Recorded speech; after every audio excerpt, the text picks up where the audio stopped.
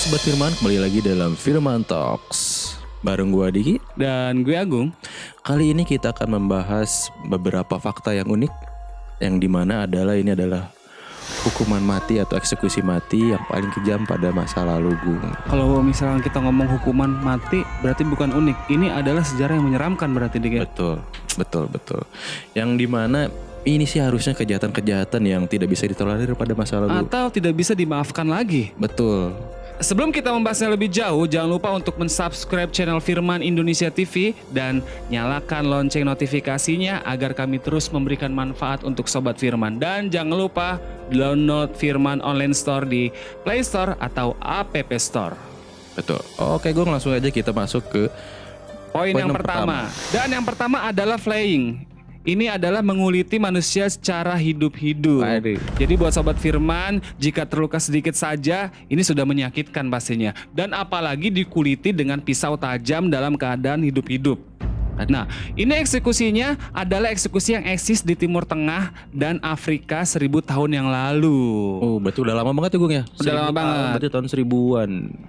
Nah, hukuman ini bisa berlaku pada siapapun yang melakukan pembunuhan. Pada zaman itu tidak memandang kasta, bisa budak, bisa orang kaya atau pejabat, semua yang melakukan kesalahan akan dihukum secara flaying. Nah, metodenya pertama-tama si pelaku akan dipaku pada sebuah meja, lalu para eksekutor perlahan akan menguliti dengan pisau tajam dan menambah kesan yang sangat menyakitkan, Sobat Firman. Dan ada yang lebih parah lagi, setiap luka yang sudah dieksekusi oleh algojo atau eksekutor itu, Dik, dan Sobat Firman, ini lukanya akan ditetesi oleh garam atau jeruk nipis atau anggur.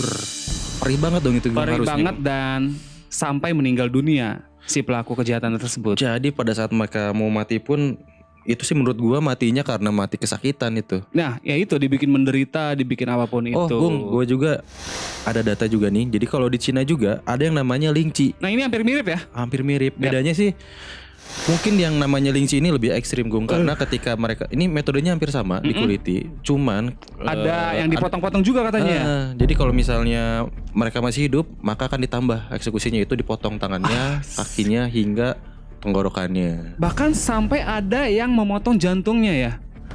Wow, gila. Gua nggak mau deh kayak begitu. Ya mungkin sih kenapa ada kejadian atau ada namanya metode seperti ini. Nah, mungkin, hukuman yang sangat sadis ya. Mungkin di zaman dulu kejahatannya lebih sadis mungkin dibanding sekarang. Benar banget. Oke, lanjut kita di nomor 2 ada namanya sowing atau digergaji. Betul. Jadi hukuman ini populer atau hukuman ini terjadi pada tahun abad pertengahan. Tepatnya pada abad di 16. Jadi banyak negara-negara yang sudah melakukan hukuman ini. Misalnya contohnya di negara-negara Eropa, negara Tiongkok, negara-negara Timur Tengah, mereka melakukan metode seperti ini, Gung. Dan eksekusi ini tuh nggak dilakukan secara sembarangan. Jadi eksekusi ini mereka melakukannya kepada pelaku-pelaku pembunuhan atau pembunuhan berantai atau kejahatan yang lebih berat mungkin. Kejahatan yang mungkin berat yang tidak bisa diampuni. Dan untuk caranya sendiri itu gimana sih, Dik? Dan untuk prosesnya ini mereka ini digantung di antara kedua tiang atau kedua pohon. Mereka tuh digantung secara terbalik, Gung. Gue udah membayangkan itu. Digantung terbalik, jadi otomatis posisinya dia kakinya di atas, kepalanya di bawah. Diterbalik, dan kemudian mereka akan melakukan proses gergaji. Jadi proses gergaji itu dari atas sampai bawah. Nah, berarti kan dibalik gitu ya? Jadi ini juga ada sejarahnya nih, Gung. Jadi ada yang mencatat sejarahnya oleh George R. Scott. Jadi pelaku ini akan digergaji perlahan demi perlahan dari bagian selangkangan sampai ke kepala. Wow, gue sudah membayangkan itu sangat sakit, dan ini mungkin prosesnya akan lama, Gung. Gitu. Dan ini ada yang hampir sama juga diterapkan di Roma kuno atau Yunani dan Timur Tengah. Hukuman ini hampir mirip dengan cara sewing tadi. Ada, Bung. Ada. Jadi si pelaku kejahatan itu diikat oleh tali dan ditempelkan atau dikaitkan dengan dua hewan, yaitu hewan kuda.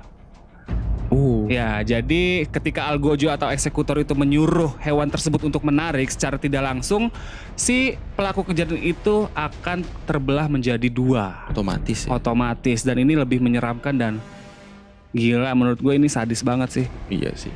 Iya, kalau melihat dari hukuman sih sadis sih. Yap. Oke, next di poin nomor 3 ada apa, Gung? Ada hukuman yang dinamakan dengan gerot.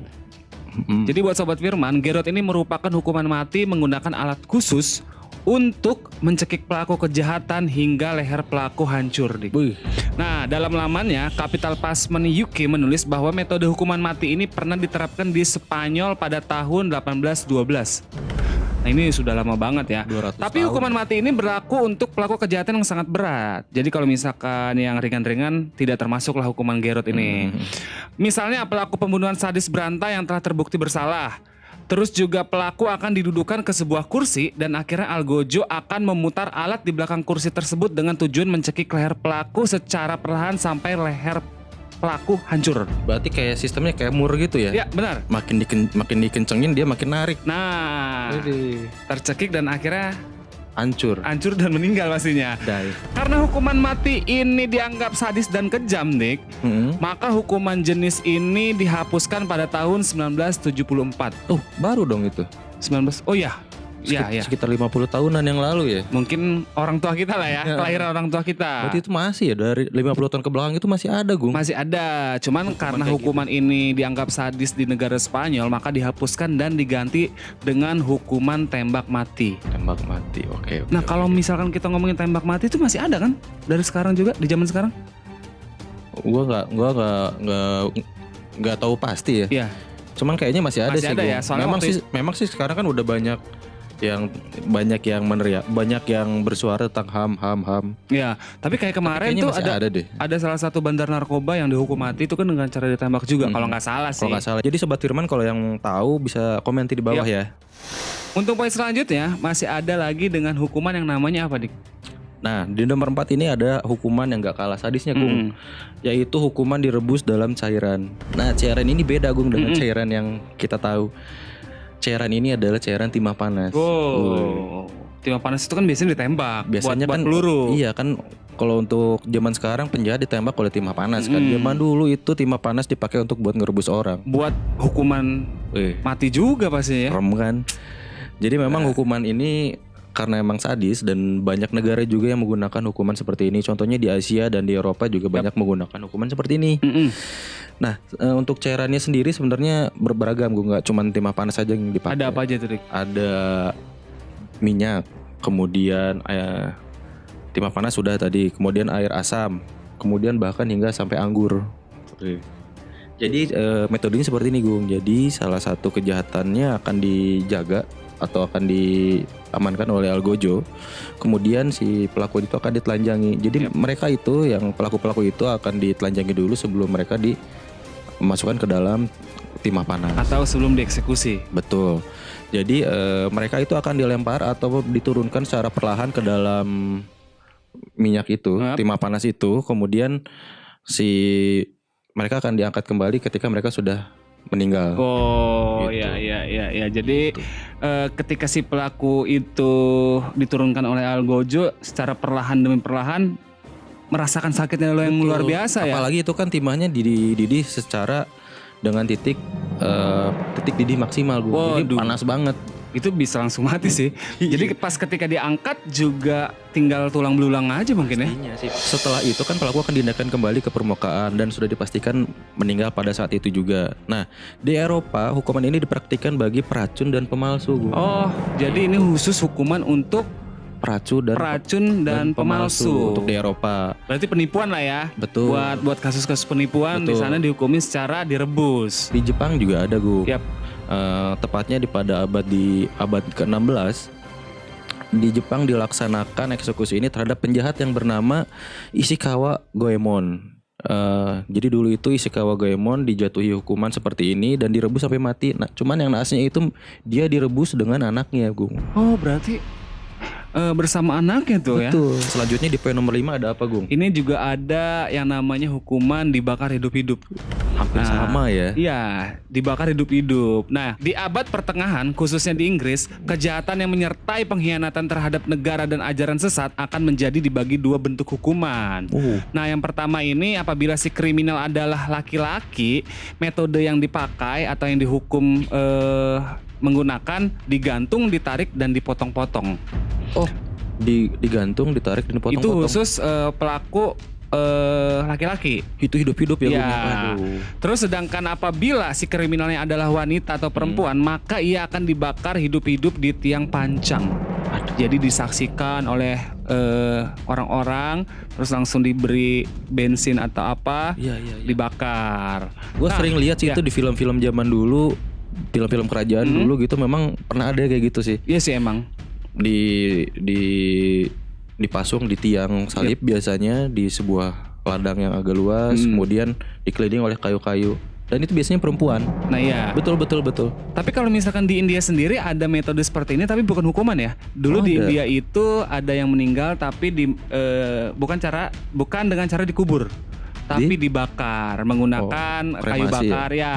Terus nanti bubuknya atau serbuknya nanti dibuang di Sungai Gangga. Oh iya, Dulu. betul. Nah, hal ini juga sering terdengar dalam sejarah yang biasanya mencakup perburuan penyihir di Eropa. Jadi, hukuman ini diberlakukan untuk orang-orang yang bisa dibilang punya ilmu sihir lah.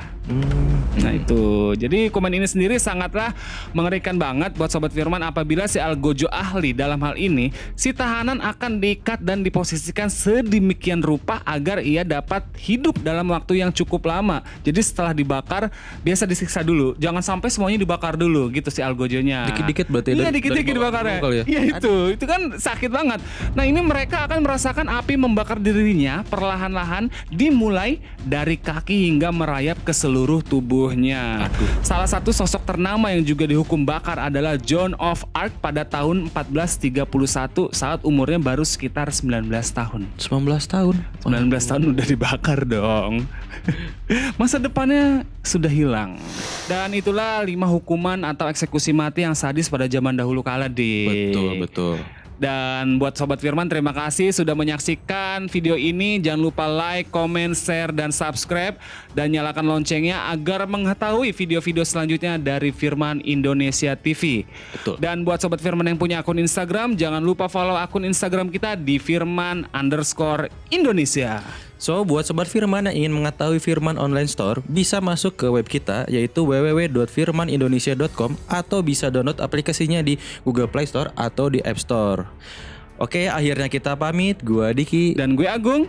See you on the next video.